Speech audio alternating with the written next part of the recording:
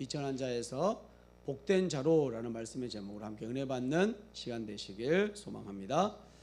여러분은 언제 뛸 듯이 기쁘십니까? 최근 기뻐할 때 즐거워한 적은 언제 있으십니까? 무슨 이유로 즐겁고 행복하셨습니까? 우리는 보통 우리의 바라던 바가 이루어졌을 때 뛸 듯이 기뻐하지요. 원하고 바라던 대학에 들어가게 되면 기뻐하고요. 엄청난 경쟁률을 뚫고 대기업에 취업하게 되면 100대 1의 경쟁률을 뚫고 아파트 청약에 당첨되면 로또 1등에 당첨되면 수십억을 받게 됐을 때 정말 뛸 듯이 기쁘지요. 별로 안 기쁘신 것 같은데요. 아직 안 돼보셔서. 하지만 어린 아이들 2살, 3살 어린 아이들을 보면 이런 것들을 기뻐하지 않습니다. 오직 부모로 인해 기뻐하지요. 자신을 향해 방긋 웃어주는 엄마의 모습과 볼을 비비며 번쩍 안아주는 아빠의 모습에 기뻐 어쩔 줄 몰라 합니다. 아빠의 미소에 웃음을 감추지 못하며 찬양하는 기뻐하는 한 인물이 있습니다. 오늘 본문의 마리아이지요.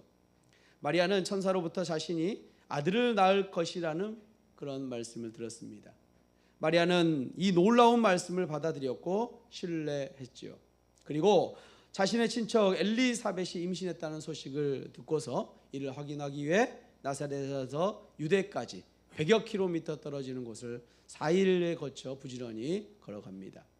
마리아는 당시 13살의 소녀였지요. 그 나이로 그 먼 길을 가는 건 쉽지 않았을 것입니다. 또한 그 길을 가는 동안 무슨 생각을 했을까요? 어떤 심정이었을까요? 도대체 상상도 할 수 없는 일이 자신에게 시작되었습니다. 수많은 생각들과 기대감, 불안감, 걱정, 복잡한 마음이었을 것이에요. 그렇게 마리아는 사가랴의 집에 도착했고 엘리사벳을 만나게 됩니다. 성령의 충만함을 받은 엘리사벳은 마리아를 축복하지요. 엘리사벳의 축복을 듣자 마리아는 즉각적으로 반응을 합니다. 하나님을 향한 기쁨과 소망을 찬양합니다. 그 찬양이 오늘 본문의 말씀입니다. 기적적으로 임신한 두 여인의 만남, 그 기쁨의 감격의 현장에 마리아의 입술로부터 감사와 찬양이 터져 나오게 되는 것이죠. 오늘 말씀을 통해 우리의 찬양과 기쁨의 이유를 점검해 보는 시간 되시길 주님의 이름으로 축원합니다. 46절 47절 말씀 우리 함께 봉독합니다.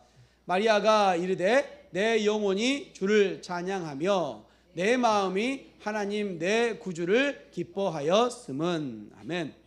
마리아는 본절에서 쌍을 이루어 자신의 기쁨을 표현합니다. 내 영혼아 내 마음이 주를, 하나님이 내 구주를 찬양하며 기뻐하였음은. 이렇게 46절과 47절은 하나로 묶여 있습니다. 마리아는 이렇게 짝을 지어 반복함으로 지금 부르는 찬양의 성격을 더 분명히 표현합니다.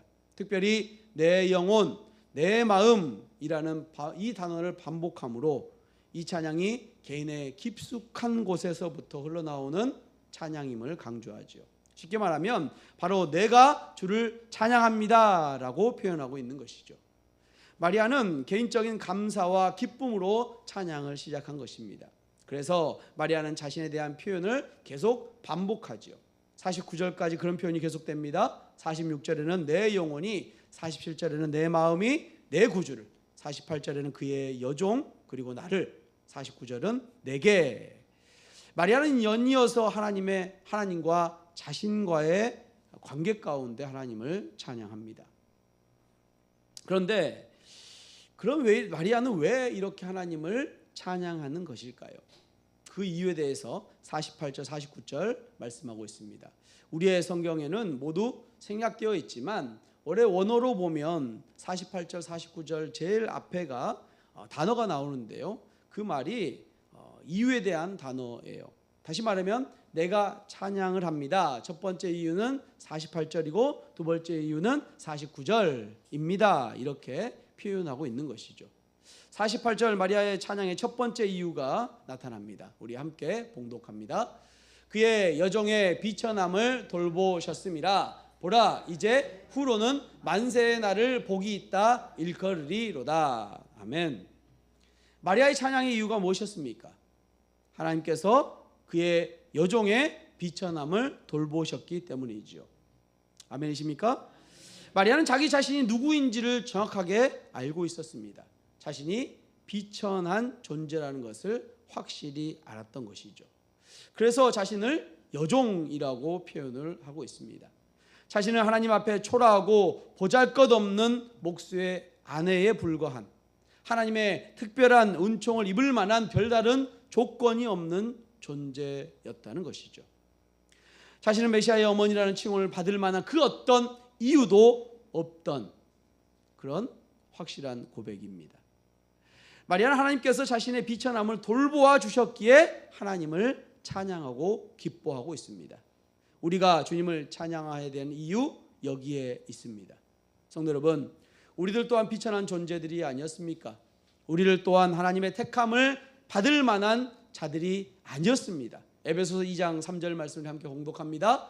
전에는 우리도 다 그 가운데서 우리 육체의 욕심을 따라 지내며 육체와 마음에 원하는 것을 하여 다른 이들과 같이 본질상 진노의 자녀이었더니. 아멘. 우리는 본질상 누구였다고요? 진노의 자녀로 태어났어요. 아무도 거들떠보지 않는 죄로 물든 육체의 욕심만을 따르는 더러운 존재로 태어난 것이죠.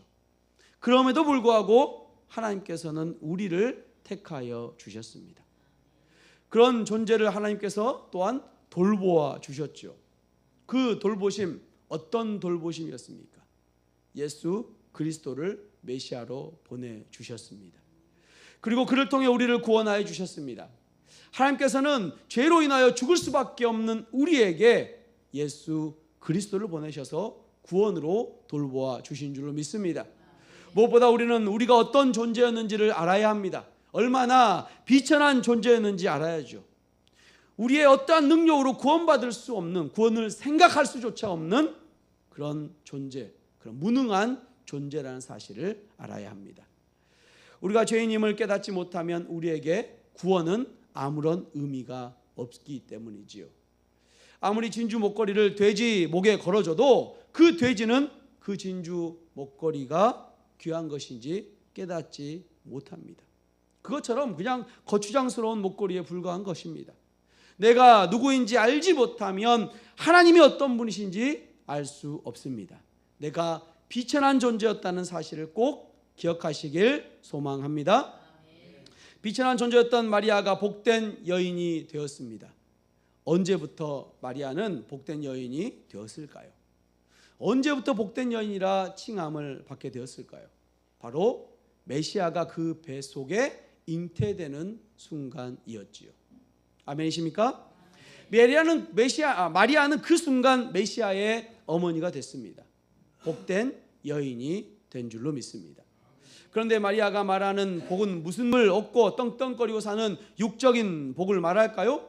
아니면 이 세상을 다스릴 메시아의 어머니인데, 왕의 어머니는 데비 마마 아닙니까? 권력과 물질 모두 얻은 것이 아닙니까? 그런데 마리아가 말하는 복은 그런 복이 아니지요. 그저 메시아를 잉태한 복입니다. 하나님께서 비천한 여종을 택하셔서 하나님의 일에 사용하심에 복이 있는 줄로 믿습니다. 그리고 선포합니다. 이제 후로는 영원히 복된 여인이 될 것을 선포합니다. 이제 후로는 모든 시대 사람들이 마리아를 복된 여인이라 말하게 된다는 것이죠. 마리아는 하나님께 복을 받은 사람으로 본보기가 되는 줄로 믿습니다. 그래서 이제 후로는 상황이 달라진다는 것이죠. 이전과는 결코 똑같지 않은 새로운 삶으로 살아간다는 것입니다. 마리아는 예수님을 잉태한 후로 영원히 복된 여인이 될 것이며 믿는 자의 본보기가 될 것입니다. 성도 여러분, 우리도 마리아와 같은 복을 받은 사람입니다. 그렇다면 우리가 언제 복을 받은 사람입니까? 언제부터 복을 받은 사람이 되는 것입니까? 우리가 예수 그리스도를 우리 안에 구주로 영접하는 순간 우리는 비천한 존재에서 복된 존재로 바뀐 줄로 믿습니다. 죄인에서 의인이 된 것입니다. 사단의 자녀에서 하나님의 자녀가 된 줄로 믿습니다. 예수님을 내 안에 영접하는 순간 우리의 신분이 바뀐 것이죠. 그런데 여러분, 마리아가 예수님을 잉태할 때에 마리아의 삶이 확 바뀌었습니까? 갑자기 얼굴에서 광채가 났습니까? 성품이 더욱더 좋아졌습니까? 갑자기 집의 형편이 확 풀려서 부자가 되었습니까? 아니면 천사가 나타나서 사람들에게 마리아의 뱃속에 메시아가 잉태됐다고 그렇게 말해 주었습니까? 아니요. 단 한 사람도 그렇게 해준 사람이 없지요. 더군다나 그가 결혼할 남편 의로운 요셉조차도 결혼을 끊어버리려고 했죠. 겉으로 변화가 없었다는 것입니다. 요셉이 마리아의 말을 들으면서 뭔가 좀 신뢰할 만했어야 하는데 그런 것이 없었던 것이죠. 그러니 요셉이 받아들이지 않은 것입니다. 마찬가지입니다. 우리가 예수님을 믿지 않았던 죄인에서 예수님을 영접하는 순간 의인이 되었다고 해서 우리의 갑자기 바뀌는 것이 아니죠. 우리의 모습이 그대로입니다. 우리의 형편도 그대로 여전히 가난하고 여전히 아프고 여전히 가정에 문제가 있을 수 있습니다. 하나의 변화도 없을 수 있습니다. 그렇기 때문에 많은 사람들이 예수님을 믿으면서도 그럼에도 불구하고 자기가 복된 사람이 되었는지를 모르죠. 나는 아주 복을 받을 준비가 안 됐음을 생각하게 되고 여전히 나는 죄인이라고 생각하게 됩니다. 그런데 지금 13살 소녀 마리아는 아무것도 변한 게 없고 심지어 그 주변에 그를 인정해 주는 사람이 단 한 사람도 없음에도 불구하고 나는 원래 비천한 존재였는데 메시아를 내가 잉태하는 순간 나는 복된 여인이 되었다고 하면서 하나님께 찬양과 기쁨의 삶을 살고 있는 것입니다. 사랑하는 성도 여러분, 우리 또한 마리아와 같은 비천한 존재에서 복된 존재가 된 줄로 믿습니다. 우리는 이 사실을 기억해야 합니다. 무엇보다 이제 후로는 영원히 복받았음이 선포되었습니다. 비록 우리의 삶이 변화가 없고 아직도 죄의 오염으로 인해서 넘어지고 쓰러질지라도 우리는 복받은 존재입니다. 산모들이 임신 초반에 아기가 잉태되는지 바로 알 수 있습니까? 잉태되는 그 당일 아니면 그 주에 알 수 있습니까? 그렇지 않지요. 그렇다고 임신이 안 된 것입니까? 아니죠. 산모의 자궁에 착상되는 순간 이미 생명이 잉태된 것이죠. 그러나 4개월이 넘어서 배가 불러오고 태동을 느낄 때에 임신이 된 것을 확신할 수 있습니다. 신앙생활도 마찬가지죠. 초신자들은 아직 하나님의 자녀인지 느끼지 못할 수 있습니다. 하지만 예배하고 말씀 듣고 기도하면 할수록 예수님을 닮아가게 됩니다. 이것이 신학적인 용어로 성화라고 얘기하지요. 자녀가 부모를 닮듯이 우리가 예수님을 닮아가는 것입니다. 점점 더 예수 믿는 티가 나게 되는 줄로 믿습니다. 여러분, 겉모습에 속지 마시기 바랍니다. 외모에 속지 마시기 바랍니다. 환경에 속지 마시기 바랍니다. 우리는 이미 하나님의 복을 받은 존재가 되었다는 사실을 믿으시기 바랍니다. 마리아는 정말 그 작은 예수를 안에 잉태했을 때 마리아는 그것을 믿고 자신의 신분이 바뀌었음을 인정하며 하나님을 찬양했습니다. 죄인에서 의인이 되었고 하나님의 자녀가 되었음을 늘 잊지 않고 평생 찬양의 제목으로 삼는 저와 여러분 되시길 주님의 이름으로 축원합니다. 49절 말씀 우리 함께 봉독합니다. 능하신 이가 큰 일을 내게 행하셨으니 그 이름이 거룩하시며. 아멘. 마리아의 찬양의 두 번째 이유는 전능하신 이가 큰 일을 행하셨기 때문입니다. 마리아에게 큰 일을 당연히 메시아를 잉태한 일이죠. 마리아는 하나님께서 비천한 자신을 택하시고 사용하심에 감사와 찬양을 드리고 있습니다. 무엇보다 하나님의 큰 일에 사용되고 있음에 기뻐하며 찬양하고 있지요. 하나님의 일에 쓰임 받는다는 것, 하나님의 사람들에게 가장 큰 축복인 줄로 믿습니다. 천지를 창조하신 하나님께서 택하여 주시고 자녀 삼아 주심도 감사한데 뿐만 아니라 하나님께서 하나님의 도구로 사용하여 주신다니 얼마나 기쁜 일입니까? 놀라운 사실은 그 큰 일을 행하심에 있어서 숙제 던져주듯이 그냥 하라고 말하지 않으시고 전능하신 그 하나님께서 친히 그 일을 행하여 주신다는 것이죠. 그러니 자신의 공로는 아무것도 없고 오직 하나님의 거룩하신 이름만 찬양받아야 할 줄로 믿습니다. 무엇보다 마리아는 하나님의 모든 사람에게 이 찬양을 돌리기를 원합니다. 50절 말씀 우리 함께 합니다. 긍휼하심이 두려워하는 자에게 대대로 이르는 도다. 아멘. 마리아의 관심은 자신에서부터 시작해서 이제 모든 사람에게로 바뀌죠. 마리아는 하나님이 자신에게 하신 일을 생각하며 그것이 자신만을 위한 것이 아님을 깨달아 찬양한 것입니다. 이와 같이 찬양의 초점이 개인에 시작해서 신앙 공동체로 넓어져 가는 것, 시편에 아주 많이 등장하는 이야기죠. 시편 40편 16절 말씀입니다. 주를 찾는 자는 다 주 안에서 즐거워하고 기뻐하게 하시며 주의 구원을 사랑하는 자는 항상 말하기를 여호와는 위대하시다 하게 하소서. 아멘. 시편 이 40편의 기자는 처음에는 자신의 기도와 부르짖음에 응답하여 달라고 1절에 그렇게 고백하고 간구합니다. 그리고 이어 16절에 나아가 주를 찾는 모든 사람들 안에 즐거워하며 기뻐하기를 기도하지요. 마리아는 하나님이 하신 일을 통해 하나님이 어떤 분이신지를 알고 그 하나님께서 다른 사람들에게 하시는 일을 말하고 있는 것입니다. 자신의 특별한 경험이 모든 사람을 위한 일반적인 경험이 되기를 고백하고 있는 것이죠. 다시 말하면 하나님이 행하시는 일은 단지 마리아 자신에게만 나타나는 것이 아니라 하나님을 두려워하는 모든 자들에게 주어진다는 것입니다. 마리아 자신도 그 많은 사람들 중에서 한 명일 뿐이죠.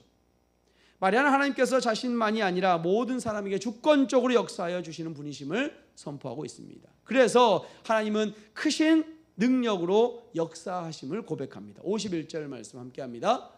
그의 팔로 힘을 보이사 마음의 생각이 교만한 자들을 흩으셨고. 아멘.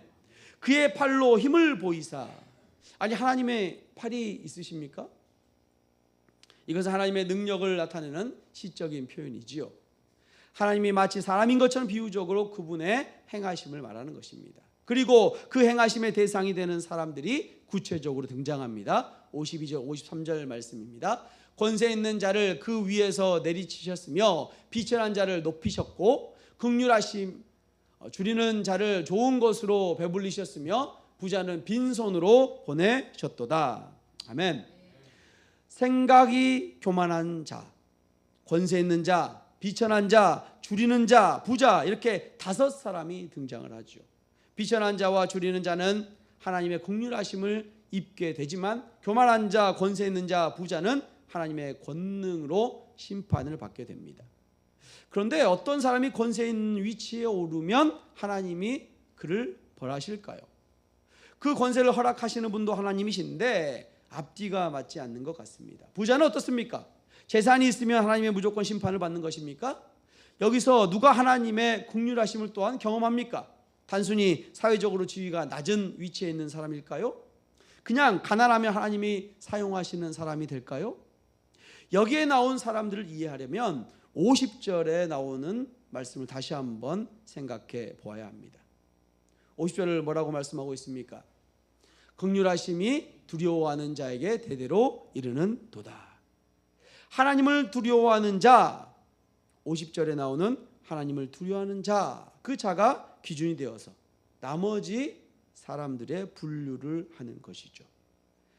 하나님을 두려워하지 않는 교만한 자, 권세 있는 자, 부자는 하나님의 심판을 받게 될 것입니다.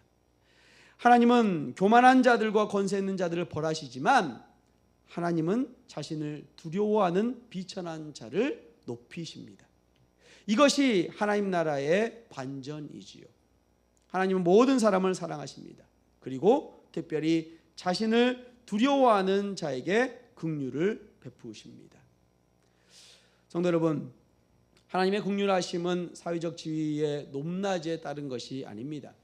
자신의 많고 재산의 많고 적음은 긍휼하심을 결정하는 기준이 아닙니다. 하나님을 두려워하는 것, 그것이 기준입니다. 하나님은 자신을 두려워하는 사람들에게 긍휼을 베풀어 주십니다. 그러면 두려워한다는 것은 무엇입니까? 무서워 벌벌 떠는 것입니까? 캄캄한 어두움의 화장실을 갈 때 느끼는 두려움, 그런 것일까요? 여기서 두려워한다는 것은 하나님을 경외한다는 것입니다. 하나님의 지위와 권위를 인정하는 사람을 묘사하는 말이죠. 하나님을 두려워하는 사람은 그분을 경외하는 사람이고, 그분의 높으신 권세를 인정함으로 그분께 순종하는 사람입니다. 그러한 사람이 하나님을 두려워하는 자이지요. 마리아는 하나님을 두려워한 자였습니다. 그래서 마리아는 하나님이 거룩하시며 지극히 높으신 분이라는 것을 알고 그 앞에 자신을 낮춥니다. 그래서 마리아는 하나님의 절대 주권을 인정하며 그분께 순종하지요.